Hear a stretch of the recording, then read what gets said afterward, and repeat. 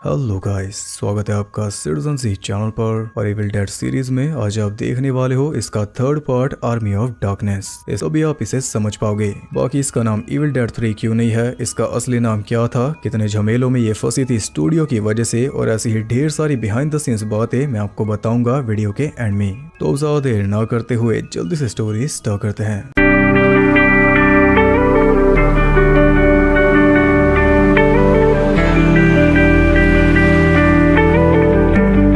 आपने देखा था कि ऐश एक पोर्टल के जरिए पहुंच गया था प्राचीन काल में, जहां के सैनिक उसे हीरो समझकर उसके सामने झुक गए थे। लेकिन इस बार प्लान में थोड़ा चेंज है। ऐश को वो बंदी बनाकर ले जा रहे हैं अपने किले पर, क्योंकि वहां के राजा लॉर्ड आर्थर को लगता है कि ऐश इनके दुश्मन राजा ड्यूक हेनरी का आदमी है। बात यह है कि इस धरती पर हैवान जाग उठाए और ऊपर से आर्थर और हेनरी के बीच में जंग मच गई, जिससे परेशानियां डबल हो गई। लेकिन फिलहाल हेनरी और उसके आदमियों को भी ये बंदी बना चुके, और जैसा कि आप देख सकते हो इन्होंने ऐश के हाथ से चेनसॉ भी उतार ली। अब यहाँ पर ऐश हमें एक रिकैप देता है पिछले पार्ट्स का, और ये रिकैप भी फिर से शूट किया गया है ऐश की बैक स्टोरी के साथ। ऐश एक स्टोर में काम करता था जिसका नाम था एस स्मार्ट, और उसकी टैगलाइन थी shop smart shop S smart. Linda भी वहीं पर काम करती थी, और 3 मूवीज में हमने 3 अलग अलग लिंडा देख ली। सैम रेमी की कार में वो दोनों एक कैबिन में गए जहां पर उन्हें मिली नेक्रोनोमिकॉन। फिर वहां पर हैवान जाग उठा और उसने पोजेस कर लिया लिंडा को। उसके बाद ऐश का हाथ भी पोजेस हो गया था, तो ऐश ने एक चेनसॉ से उसे काट दिया। फिर बीच में काफी कुछ हुआ, लेकिन आखिर में शैतान को वापस भेजने के लिए एक पोर्टल खोला गया जिसमें ऐश भी खिंच गया और साथ में उसकी कार भी। कुछ इस तरह ये पहुंच गया 1300 एडी में, और ये पहले से उस किताब के मिसिंग पन्नों में छपा था। यानी कि हैवान ने किसी को पोजेस करके वो पन्ने फड़वा दिए होंगे ताकि कोई भी उससे छुटकारा ना पा सके, लेकिन होनी को कोई भी नहीं टाल सकता। ऐशी वो चोजन वन है जो इन लोगों को बचाएगा। इसकी भविष्यवाणी सालों पहले कर दी गई थी उस किताब में लिखकर। यही बात वाइसमैन आर्थर को समझा रहा था, लेकिन वो नहीं समझा। उसे भी बंदी बनाकर वो ले चले मारने के लिए, और उसकी चेनसॉ उठा ली वाइसमैन ने। वो उन्हें किले तक ले आए जिसके अंदर आर्थर का पूरा साम्राज्य रहता है। जनता उनके ऊपर पत्थर बरसा रही थी जो कि वैसे तो फेक थे, लेकिन ब्रूस का जेन्युइन रिएक्शन लेने के लिए सैम रेमी ने उनके ऊपर फेंक कर मारे थे आलू। वहीं पर एक शीला नाम की लड़की आर्थर से अपने भाई के बारे में पूछ रही थी, लेकिन वो तो जंग में मर गया। ये सुनकर शीला ऐश पर गुस्सा उतारने लगी, और बच्चे तो काम पर लगे थे। वो उन्हें ले आए एक कुएं तक जिसके अंदर इन्हें फेंका जाएगा। यहाँ पर हेनरी और आर्थर एक दूसरे को जंग का दोषी ठहरा रहे थे, बस वही के पहले तूने शुरू किया। पर फिलहाल तो आर्थर की ही चलेगी। उसने हेनरी के एक सैनिक को कुएं में फेंकवा दिया, और अंदर से बाहर आया उसके खून का फव्वारा, जो कि इस फ्रेंचाइज का ट्रेडमार्क है। डर के मारे एक सैनिक भागने लगा तो आर्थर ने अपने क्रॉसबो से उसे मार डाला, और यहाँ पर सैम रेमी ने पीओवी दिखा दिया तीर का। अब ऐश का नंबर आते ही वो बुरी तरह घबराकर उन्हें समझाने लगा कि मैं हेनरी का आदमी नहीं हूँ, लेकिन वो सुनने नहीं वाले। शीला ने एक पत्थर उसके सर में दे मारा तो सर चकराने से उसका बैलेंस बिगड़ गया, और वो पहुंच गया कुएं के मुंह पर। कुछ इस तरह उसे भी अंदर फेंक दिया, और पिछले सैनिक का कंकाल भी वहीं पर पड़ा था। वैसे तो वो जगह एकदम शांत थी, पर तभी अचानक पानी में से एक डेड निकल आई जिसने ऐश की पूरी शांति भंग कर दी। वो उसे पानी में भिगो भिगो कर अच्छी तरह धोने लगी, तो लोग काफी एंजॉय कर रहे थे, लेकिन ऐश ने फाइट बैक करके उन सब का मुंह बंद कर दिया। इसलिए आर्थर ने पुले की मदद से स्पाइक्स वाली दीवार चालू करवा दी। अब ऐश को जल्दी निकलना होगा, लेकिन डेड उस पर हावी थी, इसलिए ऐश ने उसे स्पाइक्स पर धकेल दिया, जिससे उसका कुछ बिगड़ा नहीं। तभी वाइसमैन ने ऊपर से चेनसॉ फेंक दी, जिसे बड़े स्टाइल में अपने हाथ से अटैच करके ऐश ने डेड की गर्दन उड़ा दी। ये देखकर पूरी जनता झूम उठी, क्योंकि ऐसा भी हो सकता है ये किसी ने सोचा नहीं था। स्पाइक्स को करीब आता देख वो ऊपर जाने का रास्ता ढूंढने लगा, तभी अचानक दीवार की आड़ में छुपा एक और डेड बाहर निकल आया। और आपको बता दूं कि पहले इस सीक्वेंस में सिर्फ एक ही डेड होने वाला था, ये बाद में ऐड किया गया। वो फुल स्पीड में ऐश की तरफ बढ़ रहा था, इसलिए ऐश ने उसका हाथ उड़ा दिया, जो जाकर चिपक गया एक बुढ़ाऊ के मुंह पर। और ये देखकर ब्लैकस्मिथ को काफी मजा आया।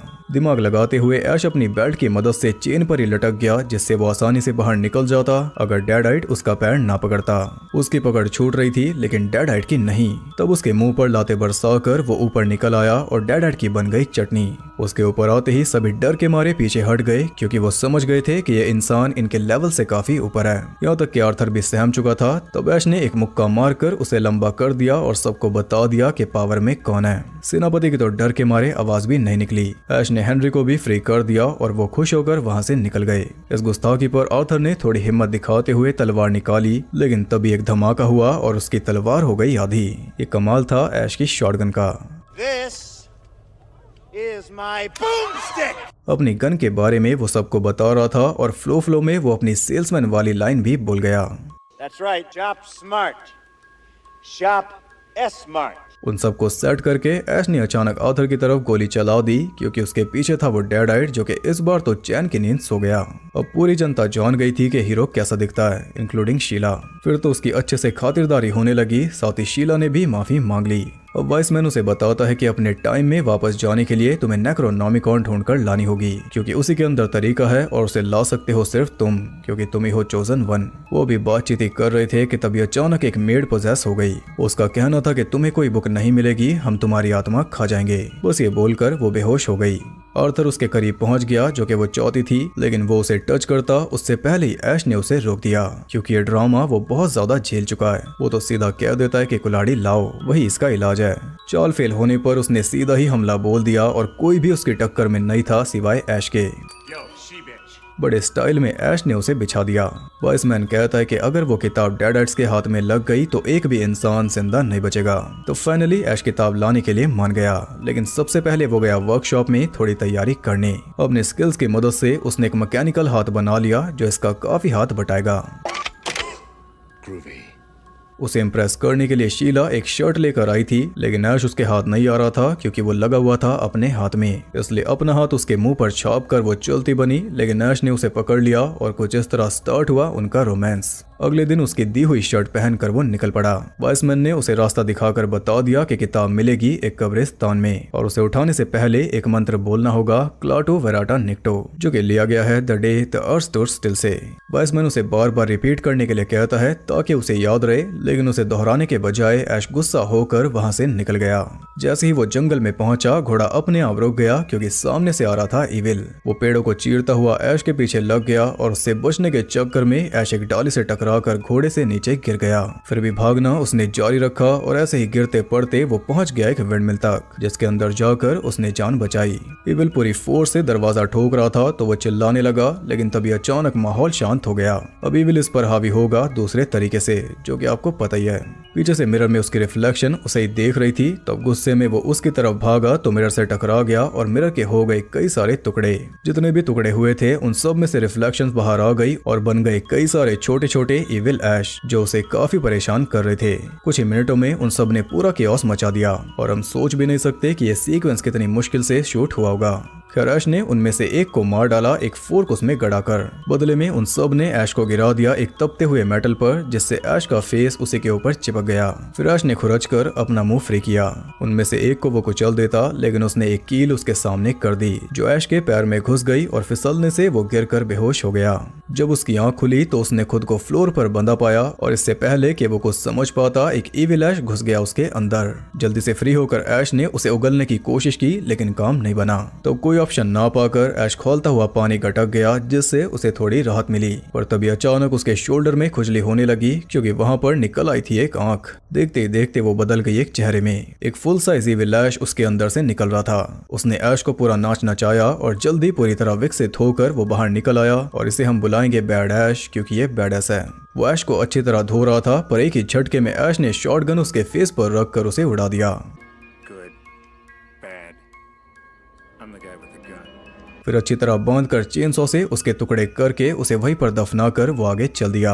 अब ये घोड़ा इसे वापस कैसे मिला, इसके ऊपर एक सीन था जो कि फिल्म में से काट दिया गया। बेसिकली ये खुद ही इसके पास आ गया था।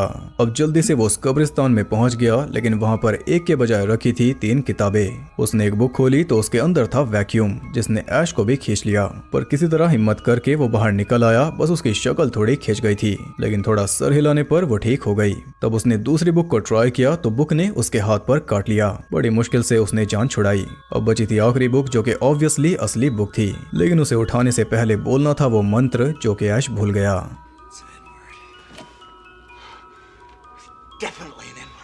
पहले 2 वर्ड्स उसे याद थे, लेकिन आखिरी में वो कंफ्यूज था। क्या आपको वो मंत्र याद है? याद है तो जल्दी से कमेंट करके बता दो। अब ऐश अपनी स्वाभाविक चालाकी वहां पर भी दिखा रहा था।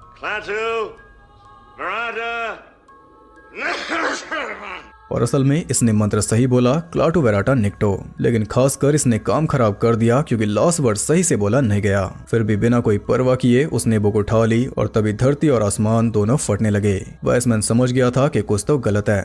गड़े मुर्दे उखाड़ने के बाद ऐश वहां से भाग रहा था, लेकिन उन्हीं मुर्दों ने उसे जकड़ लिया। वो उसकी अच्छे से देखभाल कर रहे थे। काफी देर की सर्विस के बाद ऐश बचकर वहां से निकल गया, लेकिन उधर जा गया था बैड ऐश, और इस बार और भी ज्यादा बैड ऐश के किले पर पहुंचते ही जनता में खुशियों की लहर दौड़ पड़ी। लेकिन जब वाइसमैन को पता चला कि इसने मंत्र को ढंग से नहीं बोला तो वो काफी गुस्सा हो गया, क्योंकि वो जानता है कि अब डेड ऐश किताब को लेने आएंगे। लेकिन ऐश को इससे कोई फर्क नहीं पड़ता। डील के मुताबिक उसने अपना काम कर दिया, भले ही गलत, लेकिन कर दिया। अब काम बचा है इनका जो ये पूरा करेंगे। अपनी जुबान से ये नहीं मुकरेंगे, भले ही ऐश की वजह से अब इन सबको मरना पड़ेगा। ऐश ने सबकी उम्मीद पर पानी फेर दिया, पर शीला को अब भी यही लग रहा था कि ऐश उन्हें बचा लेगा, लेकिन ऐश ने उसे भी साफ मना कर दिया। तभी एक उड़ता हुआ डेडाइट आया और शीला को उठाकर ले गया।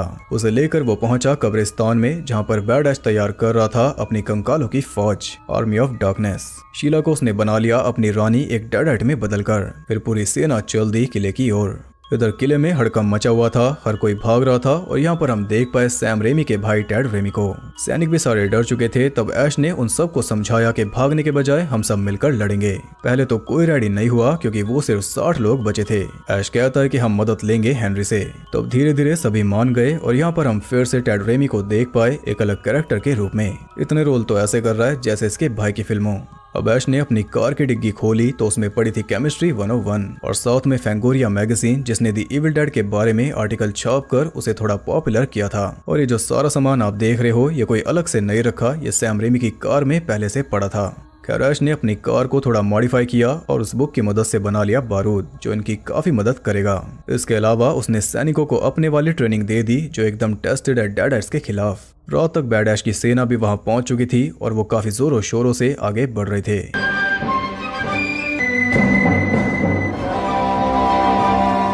आगे जो कुछ भी आप देखोगे उसे देखते वक्त ये जरूर सोचना कि ये पॉसिबल कैसे हुआ, कितने एफर्ट्स इसमें गए होंगे।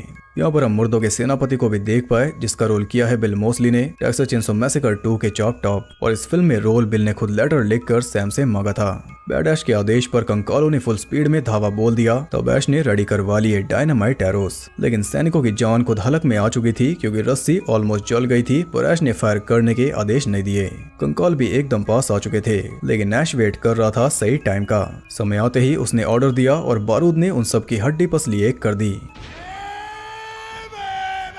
एक के बाद एक कंकाल उड़ते जा रहे थे, जिससे कुछ ही देर में पूरी सेना हिल गई। पर एक यूनिट दूसरी तरफ से चढ़ाई कर रही थी, लेकिन इसके लिए भी कैटअपल्स तैयार थे, जिन्हें फायर करते ही वो यूनिट भी तबाह हो गई। और यहाँ पर हम पीओवी शॉट देख पाए बारूद के गोले का। इस सब के बावजूद भी वो दरवाजे तक पहुंच चुके थे। तब सैनिक ऊपर से पत्थर बरसाने लगे, लेकिन इस बार कंकालों ने भी तीर बरसा कर उन्हें मार डाला, जिसके चलते वो सब दरवाजा तोड़कर अंदर घुस आए। अब कंकाल ही उन पर भारी पड़ रहे थे। तब काम आई ऐश की ट्रेनिंग, लेकिन दुश्मन बहुत ज्यादा थे, इसलिए ऐश मैदान में ले आया अपनी कार, जिसे उसने बना लिया था एक चलती फिरती किलर मशीन। उसके सामने कोई भी नहीं टिक रहा था। ऐश ने पूरा मैदान साफ कर दिया और इस तरह वो पूरी आर्मी खत्म कर देता, इसलिए बीच में आ गई शीला। उसे बचाने के चक्कर में ऐश की कार का कबाड़ा हो गया और वो ऐश का इलाज भी कर रही थी, इसलिए ऐश ने उसे सीधा कुएं में फेंक दिया। बैड ऐश भी अंदर आ चुका था और अब उन सबको दिख रहा था अपना अंत। लेकिन ये तो बस आरंभ था, क्योंकि हेनरी अपनी सेना लेकर वहां पहुंच गया। उन्होंने एक ही झटके में चारों तरफ तहलका मचा दिया और अब जाकर बात थोड़ी बराबर हुई। अब तो बैड ऐश भी चिंता में आ गया। वो खुद ही बुक लेने चल दिया और उसके पीछे चल दिया ऐश। कंकालों को पेलते हुए वो उनके राजा तक पहुंचा, लेकिन तभी उसे पीछे से जकड़ लिया शीला ने। वो उसे मारने वाली थी, लेकिन ऐश ने उसे फिर से उठाकर नीचे फेंक दिया। बैड ऐश बुक को उठाने वाला था कि तभी ऐश ने एक भाला उसके आर पार कर दिया, जिससे उसका कुछ भी नहीं बिगड़ा। अब यहाँ पर शुरू होती है बॉस फाइट, जिसमें बैड ऐश का पलड़ा भारी था, लेकिन ऐश भी अपनी पूरी जान लगा रहा था, जिसके चलते उसे मौका मिला और उसका फायदा उठाकर उसने बैड ऐश को जलाकर नीचे फेंक दिया। लेकिन कुछ ही देर में वो फिर से ऊपर आ गया और इस बार बिना मास्क के। ऐसा इस कल आपने देखा था इविल डेड 2 के पोस्टर में। वो फिर से भिड़ गया तो ऐश की मशाल नीचे गिर गई, जिससे कैटपुल्ट पर रखी बारूद की रस्सी चलने लगी। ऐश ने पलटवार करके उसका जैकपॉट थप्पड़ लगा दिया, जिससे गुस्सा होकर बैड ऐश ने उसे फेंक दिया नीचे। खुद भी वो बुक लेकर नीचे आया और सीधा बैठ गया बारूद की बोरी पर जिसकी रस्सी जल रही थी। तब ऐश ने अपनी तरह उसका भी हाथ काट दिया और बुक आ गई ऐश के हाथ में। फिर उसने कैटबोल्ट की रस्सी काट दी, जिससे वो भी बोरी के साथ उड़ गया और हवा में ही उसकी राख फैल गई। राजा के मरते ही बचे कुछ कंकाल भाग निकले और शीला भी फिर से नॉर्मल हो गई। किताब में जो लिखा था वो ऐश ने सच कर दिया। इविल को मारकर ये बन गया असली हीरो। यहाँ फाइनली उन्हें शांति मिली, या फिर शायद नहीं, क्योंकि अब हेनरी और आर्थर की सेनाएं आमने सामने थी। पर तभी दोनों लीडर्स आपस में गले लग गए, जिससे सारा कलेश मिट गया और अब शुरू होगा एक नया साम्राज्य। अगले दिन वाइसमैन ने ऐश को एक पोशन बनाकर दे दिया, जिसे पीने के बाद इसे वही 3 वर्ड्स बोलने होंगे, क्लाटू वेराटा निक्टो, तभी ये वापस अपने टाइम में पहुंच पाएगा। शीला को अलविदा कहकर वो चल दिया और इसके बाद हम आ गए प्रेजेंट में, जहां एस्मार्ट के अंदर ऐश ये कहानी सुना रहा है अपने कलीग टेड रेमी को, यानी कि वो पोशन काम कर गया। लेकिन टेड उससे वही सवाल पूछते हैं जो कि हम सब के मन में भी चल रहा है, क्या इस बार इसने वो मंत्र ठीक से बोला, जो कि ऑफकोर्स इसने नहीं बोला। उसकी कहानी से एक लड़की काफी इम्प्रेस थी, लेकिन उसका कुछ बन पाता इससे पहले वहां पर आ गया इविल। उसने एक लेडी को पोजेस कर लिया, तो मजबूरी में ऐश को उठानी पड़ी एक विंचेस्टर राइफल। पूरे स्वैग में गोलियां बरसाकर उसने डेड को खत्म कर दिया और एक बार फिर से वो बन गया सबका हीरो। इसी के साथ ये मूवी हो गई खत्म। तो जो एंडिंग आपने देखी वो इसकी असली एंडिंग नहीं थी। ओरिजिनल एंडिंग काफी ज्यादा डार्क थी, इसलिए स्टूडियो ने बदलवा दी थी और वो स्टूडियो था यूनिवर्सल। उसमें ऐश खुद को एक केव में बंद कर लेता, फिर उसे पोशन की 6 बूंदें पीनी थी, जिससे वो 600 साल बाद जागता अपने टाइम में, लेकिन गलती से वो पी लेता 7 बूंद, जिस वजह से वो जागता 700 साल बाद। और जब वो केव से निकलता तो खुद को पाता पोस्ट अपोकलिप्टिक लंदन में, जहाँ पर एक भी इंसान जिंदा नहीं बचा। ये एंडिंग डिप्रेसिंग बताकर बदलवा दी गई थी, लेकिन इसके आगे भी सैम रेमी के पास प्लान्स थे, जिनके बारे में मैं आगे बताऊंगा। और इसके जो भी रिलेटेड सीन्स हैं उन्हें आप YouTube पर देख सकते हो। फिलहाल ये ट्रायलॉजी